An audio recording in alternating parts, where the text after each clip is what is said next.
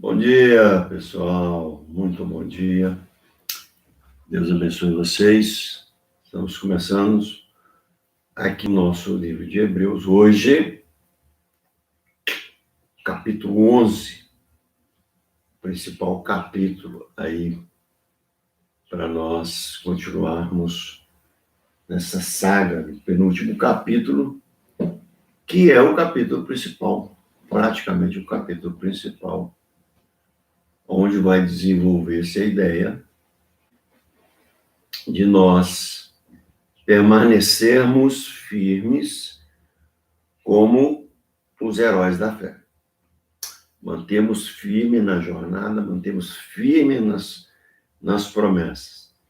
Depois de vir explicando tudo, todo o sacrifício de Cristo, toda a troca de sacerdócio que Jesus efetivou, um sacerdócio real e eficaz, toda a troca de tabernáculo antigo por tabernáculo novo, toda a troca do sangue, o sangue de animais com o sangue de Cristo, fazendo referência que tudo seriam sombras das coisas que haveriam de vir. Ele vem e amarra tudo isso no capítulo 9, no capítulo 10, dizendo que uma vez por todas, Cristo uma só vez veio ao mundo, depois voltará em glória, anulando assim toda e qualquer tentativa bíblica de achar-se sobre a filosofia da reencarnação alguma coisa nela de bíblica. Muito pelo contrário, capítulo 9 e 10 de Hebreus aniquila com a teoria da reencarnação. Na verdade, a teoria da reencarnação ela é uma teoria para uma desculpa de quem não quer enfrentar agora, no agora da sua vida, no despertar da sua vida, a decisão de se ter o Cristo. Então vamos aprimorar com as várias encarnações nossas, e dentre elas existe a teoria da reencarnação no budismo, que é diferente um pouco da teoria de Allan Kardec, e a teoria da encarnação hinduísta, que é completamente diferente, que inclui-se plantas e animais, inclusive. Enfim, tem uma filosofia em algumas civilizações desta tentativa de evolução do homem sozinho, ele evoluir do pecado. Hebreus vem e aniquila com tudo. Hebreus vem e bate o carimbo, dizendo: não tem jeito. O homem não pode evoluir. Ele evolui o conhecimento, mas a sua corrupção, o seu espírito, a sua alma, continua sendo animalesca, continua sendo o mesmo mal. O mesmo homem mau que temos hoje é o mesmo homem mau que tínhamos antes dos patriarcas. A diferença é que hoje nós temos uma sociedade ética baseada no acúmulo de conhecimentos, baseado numa ética, inclusive numa ética divina. Porque como que você vai saber se uma coisa é eticamente certa, se não ela está ligada a uma ética divina? Tudo seria relativo se não tivesse uma ética divina, um código de ética divino. Então, toda ética ela é baseada nos 10 mandamentos. Todas as relações humanas ela é baseada numa ética que veio de fora para dentro, no homem. Uma das provas da existência de Deus é que você vai em todas as culturas, elas têm parecidas uma ética para quem rouba, uma ética para quem mata, uma ética de casamento, uma ética que trata um arquétipo que fala do grande pai, da grande mãe, da grande sombra. Então, todas as sociedades arquetípicas têm arquétipos que uma não precisou ir ter contato com outras para pensarem da mesma maneira, né? São os arquétipos aí, a sombra, o fêmea, o homem, o grande pai, a grande mãe, a família, enfim, tem N tipos de arquétipos que você vai encontrar em qualquer etnia virgem que você encontrar. Porque as coisas de Deus, além de estar escrito na palavra, elas estão escritas na natureza. Por isso, todo homem é indesculpável. Então, Hebreus 11 vai agora entrar na apoteose do livro de Hebreus. Vai entrar no ápice do livro de Hebreus. O ápice de Hebreus é o capítulo 11. O ápice, porque ele vem dizendo, não é pelo antigo tabernáculo, não é pelo antigo sacerdócio, não é pela antiga lei, não é pela antiga promessa que o homem é salvo. O homem é salvo pela fé em Cristo Jesus. Então, ele chega agora no capítulo 11 e vai mostrar que essa fé não é oriunda da nova aliança e nem do nascimento de Cristo. Esta fé já existe na humanidade desde a queda. Ela também já está escrita nos céus e nas estrelas. A fé ela não é uma característica da nova aliança. A nova aliança, ela amplifica essa fé. É como se você tivesse uma caixa ruim e comprasse uma caixa maior. Então, a nova aliança, ela amplifica essa fé. Mas o nosso pai da fé é Abraão. Abraão foi salvo pela fé, isso é muito claro em Romanos 4. E Abraão creu e isso lhe foi imputado como justiça. Em outras palavras, Abraão creu e ele foi salvo pela fé. Então, agora ele vai mostrar isso claramente, que a fé, então, que é a principal obra de Deus, que eu mostrei para vocês em Romanos 6, 29, que eles perguntam como faremos, então, para fazer as obras de Deus. Romanos 6, 29. Jesus fala, a obra de Deus é esta, que creais naquele que ele enviou. Então, a sua principal obra é crer em Cristo Jesus. Não é levar uma cesta básica, não é pregar ali, não é cuidar de... Tudo isso é importante, mas é crer em Cristo Jesus. Isto é a aliança da fé. Nós começamos a nova aliança crendo no Senhor Jesus. Mas essa fé já estava escrita lá no Antigo Testamento. Apontando o dedo aqui para a minha esquerda, estamos no Velho Testamento. Apontando para a direita, estamos no Novo. Então, essa fé já estava escrita lá na natureza, já estava escrita. Homens que nem conheciam Moisés, que nem conheciam o povo hebreu, eram monoteístas em sociedades que eram politeístas. Politeísta significa vários, que criam vários deuses. Nós sempre tivemos homens monoteístas que amavam a Deus, que criam em Deus e que foram salvos. O exemplo disso é o sogro de Moisés. Melquisedeque é outro exemplo. E tem outros N exemplos que passaram pela face da terra, que não foram escritos e que ninguém nunca conheceu, que certamente vão ser nossos irmãos lá no céu. Então, ele já começa Hebreus, eu vou dividir em 2, hoje e segunda-feira, nós vamos estudar o capítulo 11. se também precisar na terça. Ora, ele já começa o capítulo 11. A fé, ele já começa definindo a fé. O que é a fé? Se alguém te perguntar o que é a fé, você pode definir como Hebreus 11:1. Ora, a fé é a certeza de coisas que se esperam e a convicção de fatos que se não veem. Então, o que é fé? É a certeza das coisas que se esperam. É a esperança que aquelas coisas estão lá.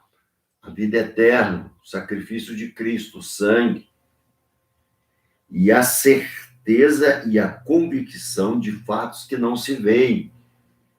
Você não viu Jesus sendo crucificado, mas você tem a convicção de que ele foi crucificado.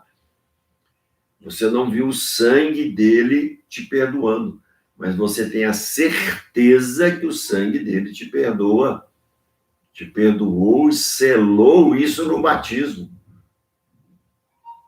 Então, é a convicção das coisas que se esperam no futuro e a certeza daquelas que são no presente.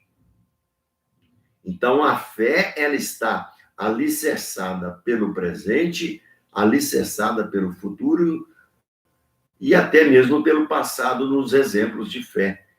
Então, é a certeza das coisas que se espera e a convicção de fatos que não se veem agora, mas que já se passaram no passado e que tomam posse agora. Então, a fé opera no passado, no presente, que eu tomo posse, e garanto o futuro. A fé, eu creio no passado, tomo posse no presente e garanto no futuro. Essa é a definição de fé. Nesse tempo nosso pobre, esse tempozinho pobre que eu estou te falando, que nós vivemos nele, que você quer viver aí não sei quantos anos nele, mas ele é pobre. Você tem que ter certeza que ele é pobre, tá? Passado, presente e futuro é uma coisa pobre. Esse tempo é corrupto, ele também tem o efeito da corrupção dentro dele. Ele é um tempo que empobreceu. Por isso que nós não temos condições de saber da relação de Deus com o tempo. Porque está muito acima de uma mente pobre e corrupta como a nossa.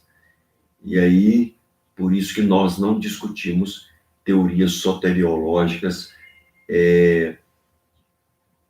bobas que tentam mostrar que Jesus salva assim ou assado, que o tempo dele é atemporal ou temporal. Então, Deus está acima dessa corruptela da sua mente, da corrupção da sua mente. Aí você vê um monte de meninos tentando explicar isso aí, mas tchau, brother. Fui. Os mistérios mais profundos pertencem a Deus e não serão revelados para o homem. Esquece. Se você quiser entender, é até onde você pode entender. Dali para frente, é só por revelação e não sabemos que Deus vai revelar. Então, esta é a fé. A fé é a convicção do que Deus fez no passado, tomando posse no presente e mirando ela e ficando na promessa para o futuro. E o livro de Hebreus está tratando disso. Hebreus, fiquem firmes na promessa do futuro. Porque quem morreu por vós agora não é sacrifícios de animais, e nem sangue de animais, e nem tabernáculos de homem, e nem sacerdócio humano. Quem morreu por vós agora é sangue de Deus, sangue do Cordeiro de Deus, Cristo. Tabernáculo agora é o tabernáculo eterno. E a aliança agora é a aliança celestial.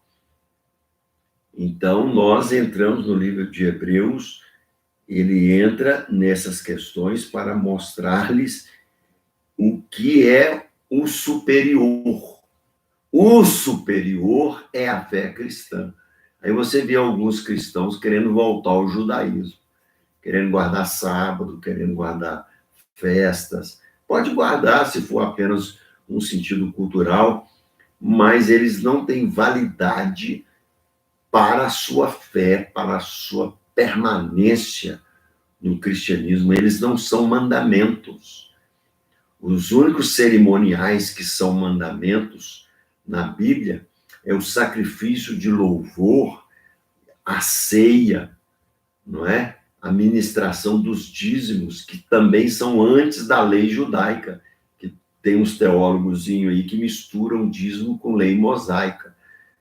A lei mosaica somente regulamenta, mas o dízimo ele é dado desde de Abel para frente. O dízimo é um princípio de Deus. Então, são princípios que jamais acabarão, né? A ceia vai ter ceia agora, vai ter ceia daqui a 200 anos, se Jesus não voltar. Como Jesus vai voltar antes disso. Então, é um memorial, assim como os memoriais não caem, e os princípios também não caem. Hebreus 13:15, sacrifícios de louvor quisestes, não é? E não sacrifícios de touros e animais.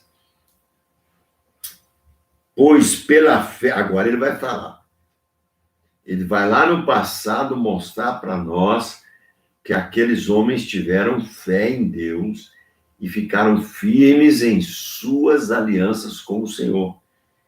Pela fé, os antigos obtiveram bom testemunho. Olha aí, bom testemunho, não é mau testemunho. Pela fé, os antigos tiveram bom testemunho. Pela fé, entendemos que o universo foi formado pela palavra de Deus, de maneira que o visível veio a existir das coisas que não aparecem. Pronto. Aqui nós temos que ficar. Pela fé, nós cremos que o invisível trouxe luz ao visível.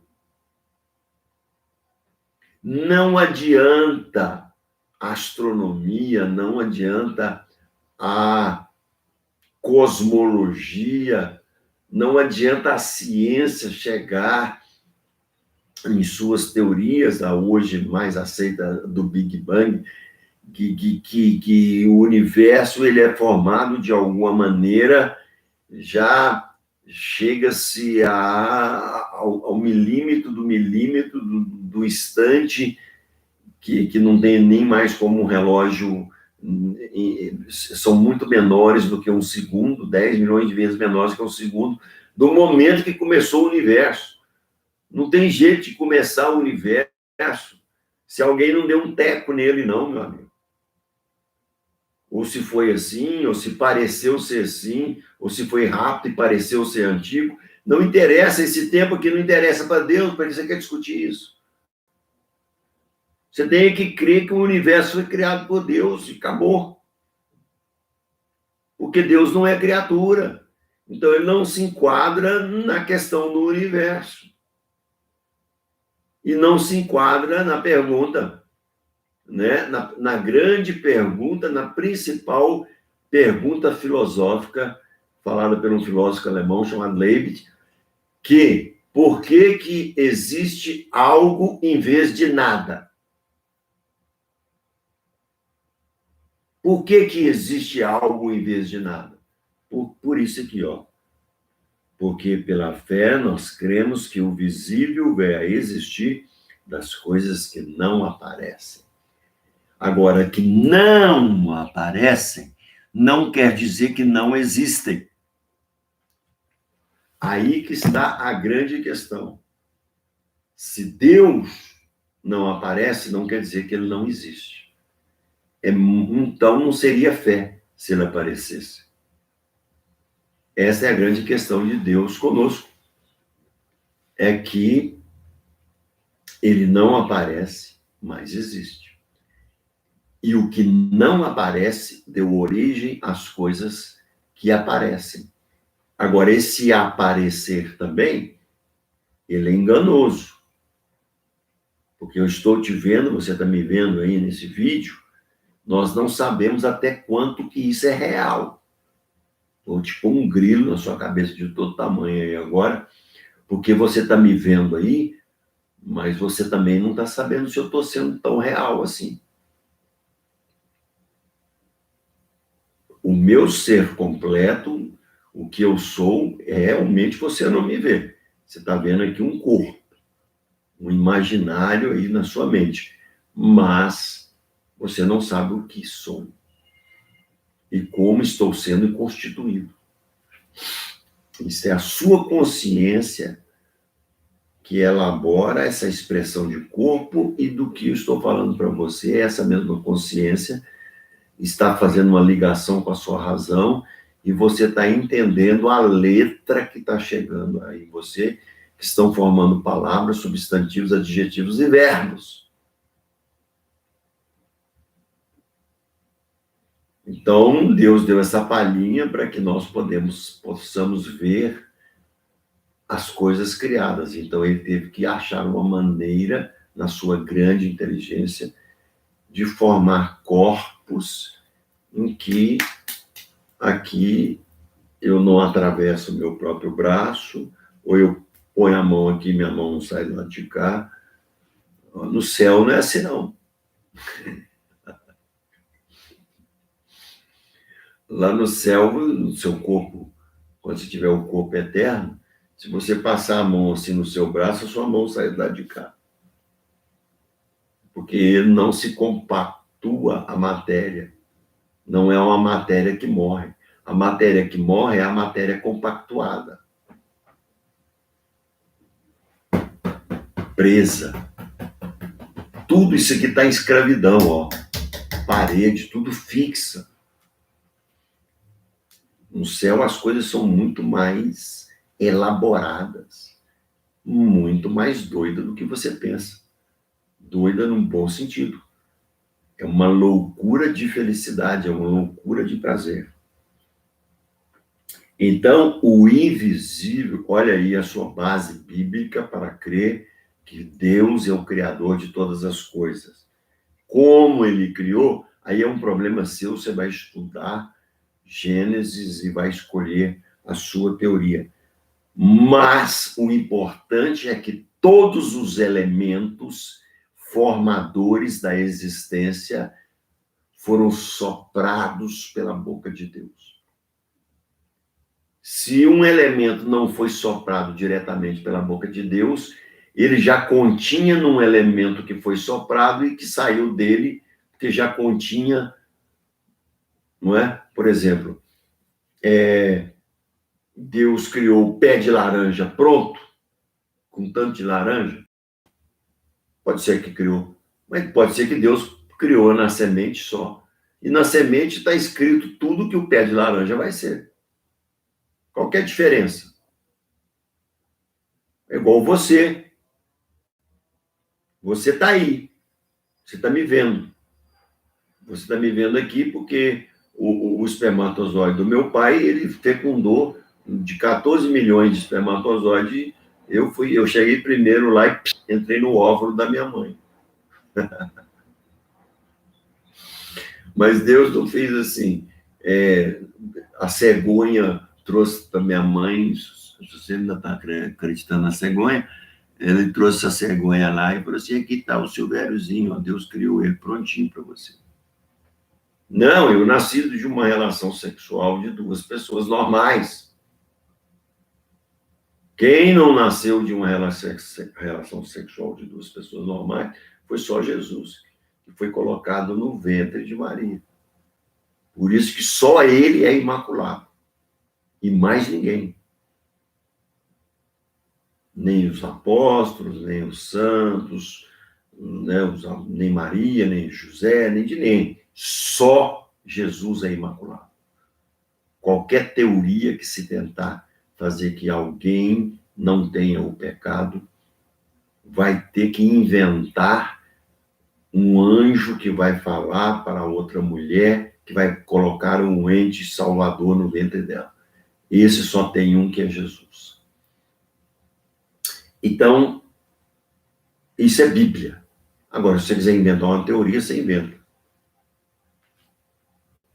As coisas que existem vieram das coisas que não são aparentes. A Bíblia diz isso. E se a Bíblia fala, acabou. Ponto final e parágrafo. Versículo 4. Agora ele vai falar dos heróis da fé. Por isso que eu falei que eu vou dar Hebreus em 2 ou 3 aulas para vocês. Segunda-feira você não pode perder, porque nós vamos chegar no ápice aqui. Então ele vai começar lá atrás. Vocês estão vendo aí a novela Gênesis? É bonitinho, né? Só mocinha bonitinha, rapazinho bonitinho, produçãozinha bonitinha. Mas, assim, é pobre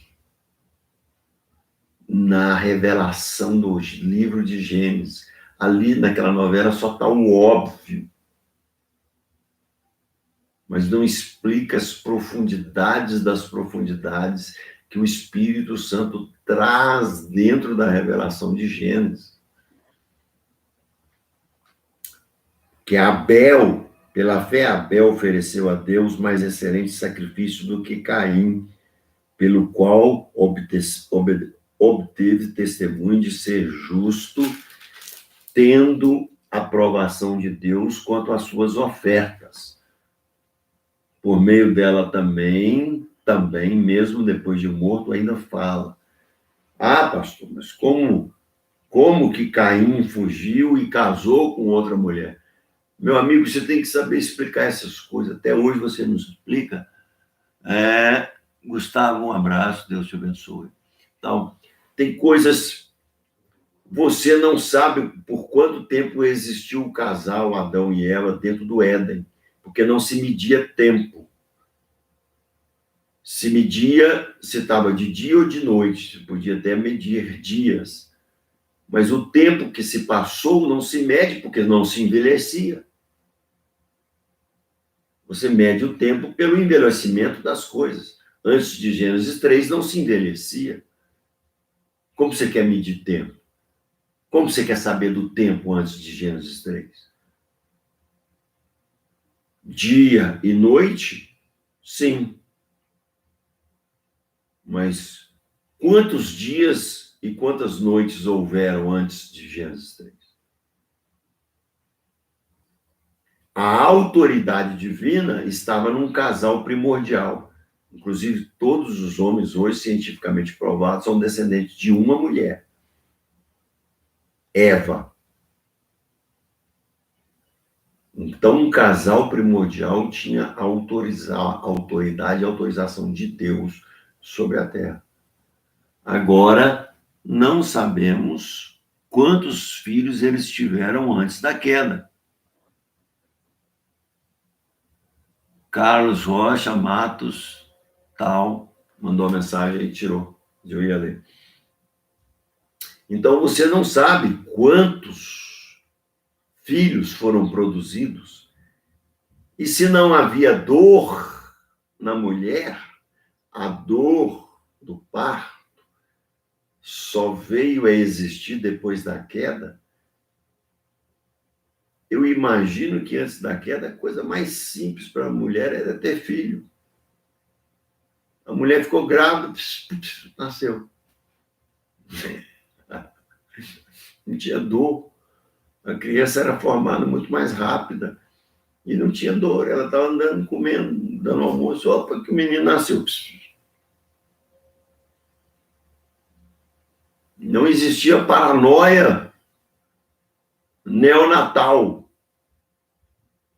Não existia. Mulher não... A Eva não morreu por dor de parto. Não morreu por parto. Aí, pessoal, um abraço aí, pessoal que está entrando aí.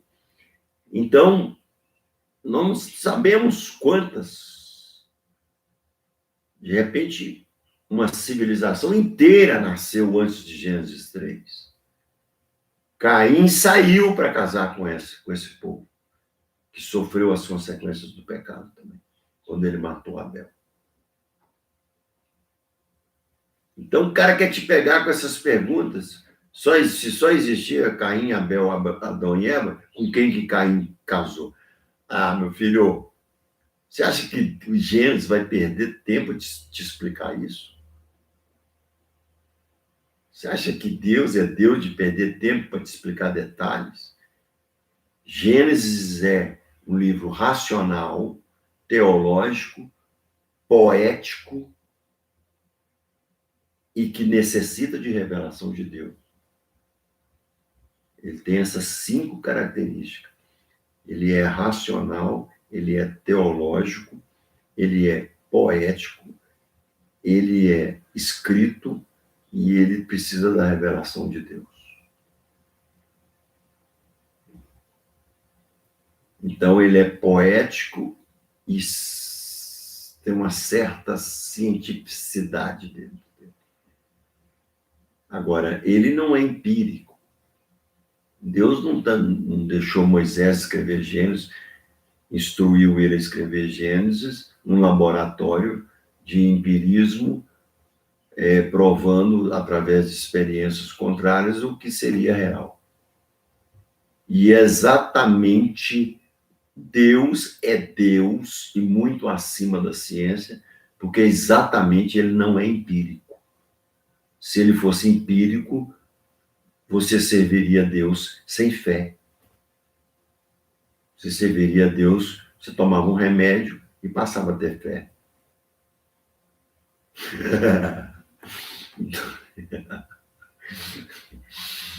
Chega na farmácia e fala assim, olha, eu estou com muita falta de fé. Amanheci terrivelmente sem fé. Me dá um remédio aí, que foi feito agora, o laboratório lançou um remédio que aumenta a nossa fé em Deus. Aí o farmacêutico falou assim, olha, esse remédio é sensacional, eu tomei dele, eu orei com a mulher e ela foi curada. Não, amigo, você não vai achar esse xarope, você não vai achar esse comprimido. Você vai olhar para o céu e vai ter que dar um jeito de crer, meu filho. Porque Deus não vai te explicar nada, ele não vai aparecer para você. Pode até aparecer, mas não é o normal. Ele vai tocar no seu coração, ele vai tocar na sua subjetividade. Agora, ser objetivo com Deus, esquece. Deus não é o pai da objetividade. Ele é o pai da subjetividade inteligente. Se você quiser entrar dentro dessa subjetividade, você vai ter revelações profundas de Deus. Agora, não vai na farmácia que você não vai encontrar um remédio para aumentar a sua fé. A farmácia está aqui, ó. Leia a Bíblia que ela aumenta a sua fé. Então, Abel ofereceu um sacrifício que foi aceitável a Deus. Pela fé, ele ofereceu um sacrifício que foi aceitável a Deus.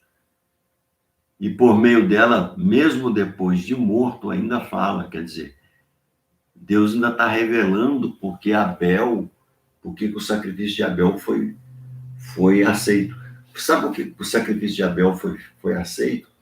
Porque ele traz algo de biológico, de humano, de sangue. Ele traz algo que é parecido conosco, com o nosso corpo. Ele sacrificou um cordeiro. Já Caim não. Caim trouxe das coisas da terra, das coisas que não são organismos vivos. E Caim sabia que o sacrifício teria que ter sangue, teria que ser de organismo vivo, teria que ter o feeling da mesma, teria que ter o feeling da mesma formação da principal criação de Deus, que é o homem. Então, Abel, entendendo e obedecendo a Deus, ofereceu um cordeiro. Caim ofereceu dos frutos da terra. Agora, você já viu uma laranja conversar? Mas você já viu um cordeiro berrar? Você já viu uma laranja produzir um suco de sangue? Você já viu um cordeiro morto cair o seu sangue sobre a terra? Então, o sacrifício de Abel já é a segunda ou terceira vez que Deus em Gênesis já fala de Jesus. A primeira vez é quando ele fala da serpente. Você morderá seu calcanhar e ele vai te pisar a cabeça. A primeira vez é lá na criação, quando ele está criando todas as coisas, a sabedoria de Deus estava com ele, a sabedoria de Deus é Jesus. Agora, a terceira vez ele já fala aqui, de novo, que o cordeiro de Abel é o cordeiro de Deus que tira o pecado do mundo. Caim não aceita esse cordeiro, por isso é disciplinado e foge, é rebelde. Te dando só uma palhazinha aqui, para você saber com quem que Caim casou com filhos que foram feitos antes de Gênesis 3, que era muito fácil o nascimento, que se Eva produziu, a outra filha de Eva produziu com muito mais rapidez e a coisa cresceu rápido. Agora, a autoridade de comer da árvore do conhecimento do bem e do mal estava sobre Adão e sobre Eva. Quando eles comem, eles tornam toda a humanidade barrada, esfacelada dentro de si mesmo, com o que nós chamamos de pecado. De fato, né, pela fé, Enoque foi trasladado para não ver a morte. Não foi achado porque Deus o trasladara, pois antes da sua trasladação, obteve testemunho de haver agradado a Deus. Olha o Apocalipse aqui dentro de Gênesis. O que é a trasladação? Arrebatamento. Qual foi a primeira pessoa arrebatada na Bíblia? Enoque. Enoque, novo ainda, 300 anos naquela época, era novo. E ele teve uma intimidade tão grande com Deus, ele entrou tão forte no espírito, no lugar da habitação de Deus no coração do homem, quando Deus toca nele e tira ele da depravação, através de uma revelação, ele pegou essa revelação que veio à mente dele, que é muito mais fácil depois do Cristo, porque é só nós aceitarmos a Cristo. Enoque, que teve uma revelação de Deus, ele aprofundou tão fortemente dentro dessa revelação, ele foi tão fundo, ele foi tão fundo na sua busca, que ele chegou a um ponto que ele agradou a Deus de tal forma, dentro do bem que existia dentro dele, e foi recebendo mais e mais revelação de Deus, num profundo relacionamento com Deus. Tem até um livro apócrifo, que não está no cânon, que é o livro de Enoque. Eu não li, mas estou procurando para ler. Judas cita um livro de Enoque, né? Deve ser um livro fantástico, não serve como inspiração, mas serve para nos elucidar a história que Enoque escreveu. Enoque foi trasladado, Enoque estava andando e... Vou repetir, Enoque estava andando e... não é mais. Enoque era, não é mais. Enoque, pela fé, pelo Cordeiro de Deus, ele vence, ele entende o sacrifício do Cordeiro que morreu antes da fundação do mundo. Abraão também entende o Cordeiro de Deus. Você vê ele no sacrifício lá no Isaac, ele entendia.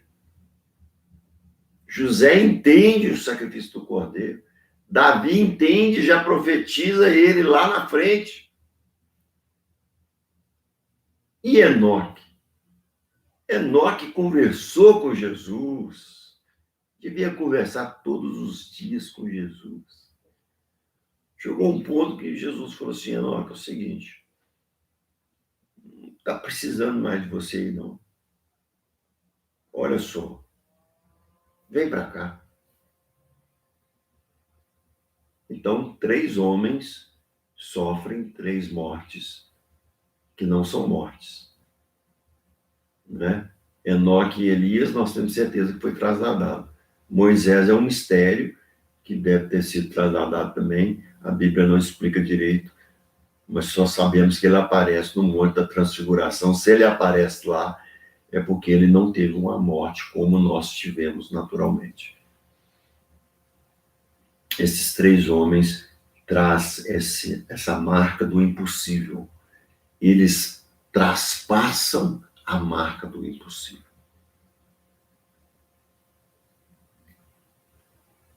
Aleluia! Pela fé, então Enoque é trasladado. Versículo 6. De fato, sem fé é impossível agradar a Deus. Porquanto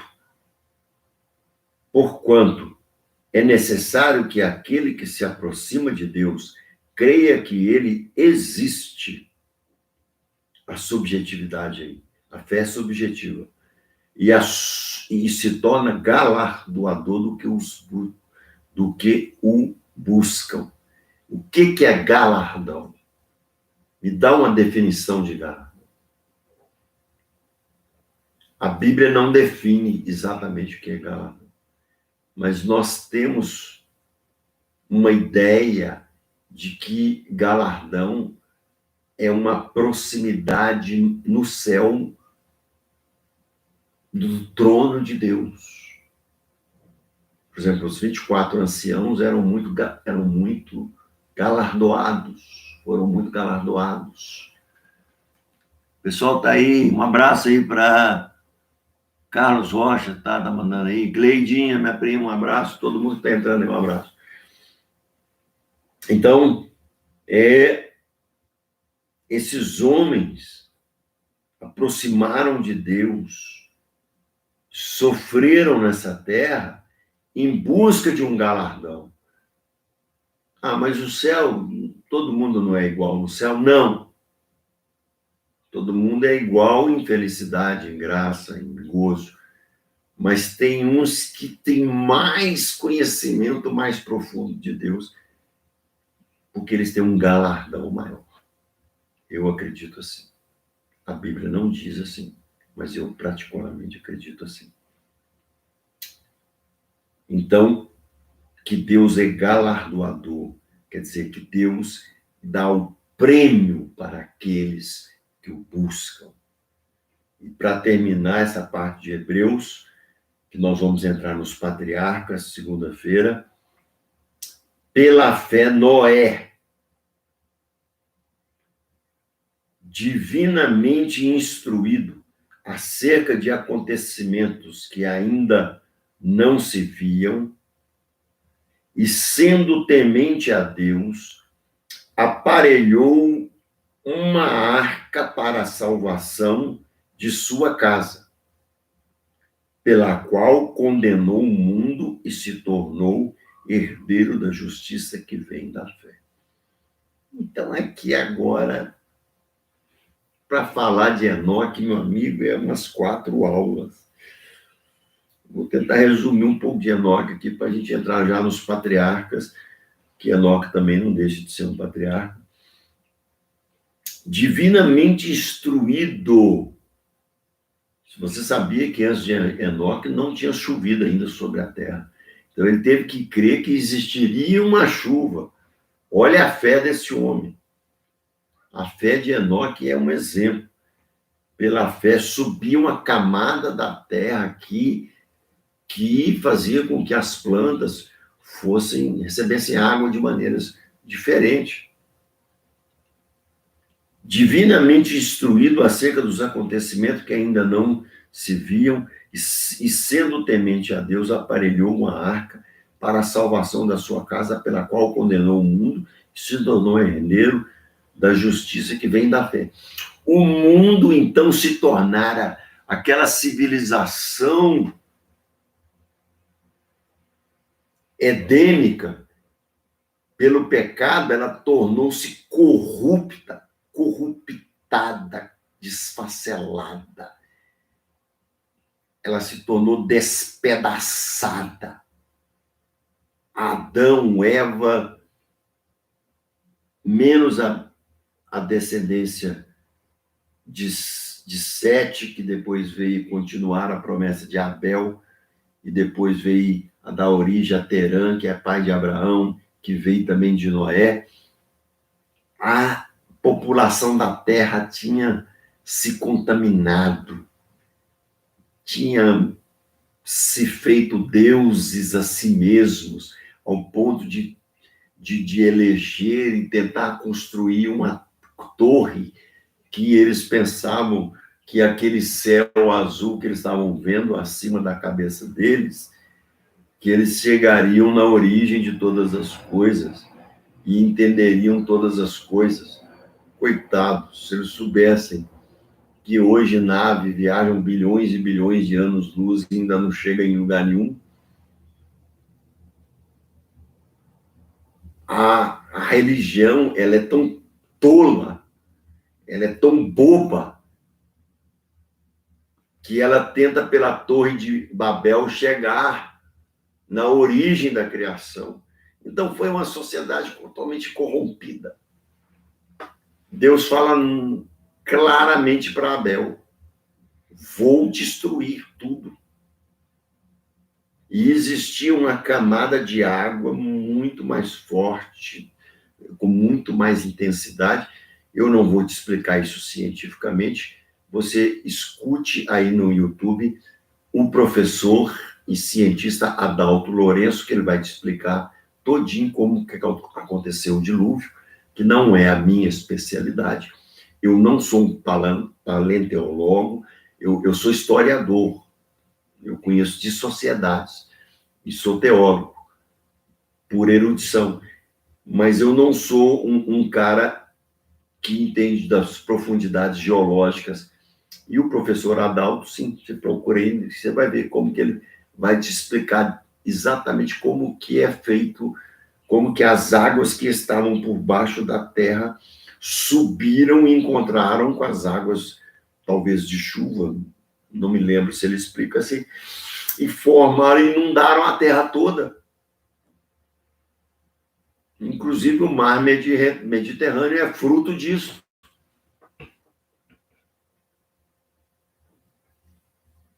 Então, nós temos aí o dilúvio.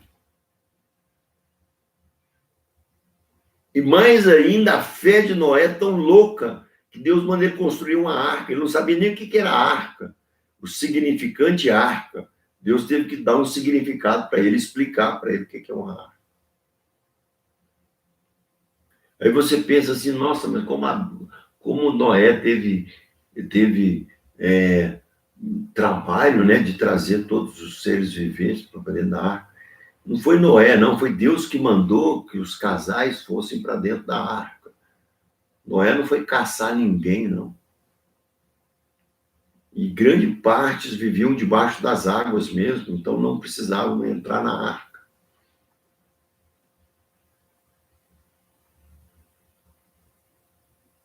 Então, isso é historinha de menino? Não, não é não.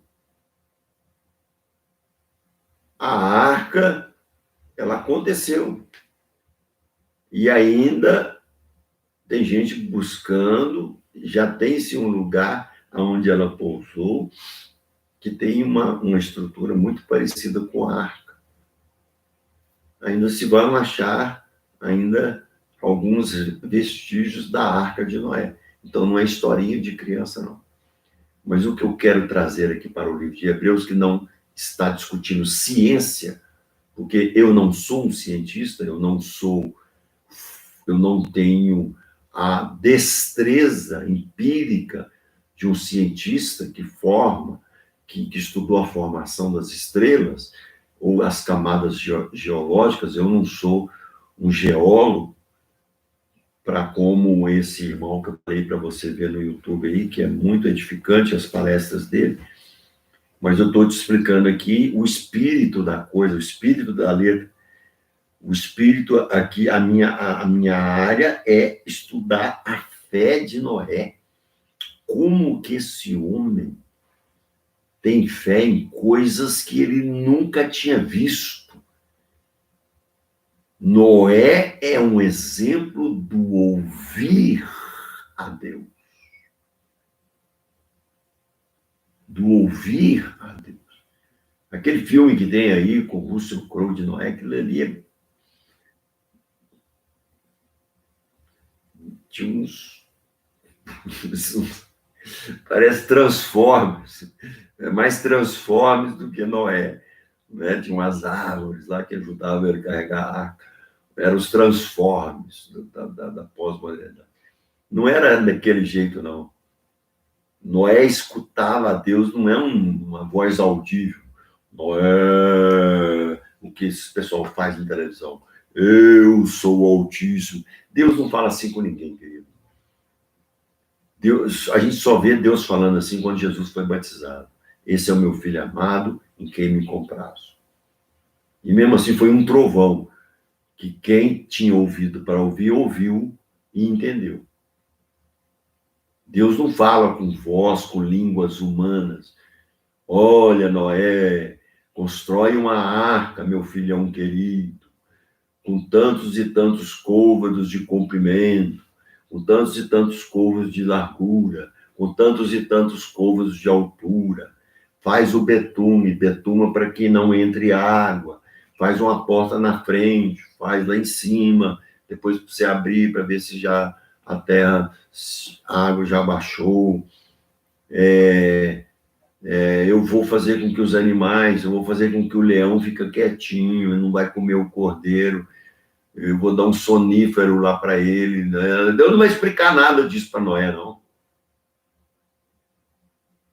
O livro de Hebreus de Gênesis não está querendo te explicar com detalhes a cientificidade, o empirismo da coisa. Ele está querendo que o seu espírito cresça em fé. Então, Noé é um herói da fé. Ouvir o que ouviu, construir o que construiu, pregar para a sua família e entrar na arca, não é? Com 3 filhos e suas esposas,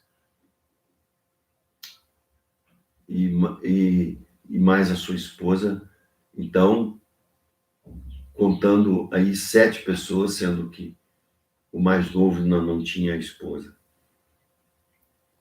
foram salvas na arca. Então, meu amigo, é por aí. É por aí. Fé. Ele fala de Noé aqui para que você tenha a fé de Noé. Segunda-feira a gente continua. Vai preparando aí, passe este estudo de Hebreus para quem você ama, para quem você conhece. Tá, todos estão gravados ali. Desde o capítulo 1. Escute um capítulo por dia, ou meio capítulo por dia. Se você está pegando hoje, volta lá atrás, vai ficar gravado aí no YouTube, não vai sair não. Para você entender os sacrifícios de todas as coisas que Deus traz no livro de Hebreus. E todas a velha aliança, o velho tabernáculo, o velho sacerdócio, o velho sangue de animais, o velho, tudo que é velho, a promessa, a lei, tudo que é velho. Agora chega na apoteose da fé. O homem é salvo pela fé, inclusive os antigos. E nós vamos continuar falando deles. Aí nós vamos entrar em Abraão. Segunda-feira, Abraão. Esse que você não pode perder. Eu sou fã de Abraão. Esse sujeito nos fala muito e nos faz adorar a Deus com a sua fé. Segunda-feira, então, falaremos sobre Abraão. Até segunda-feira, 11 horas. Tchau.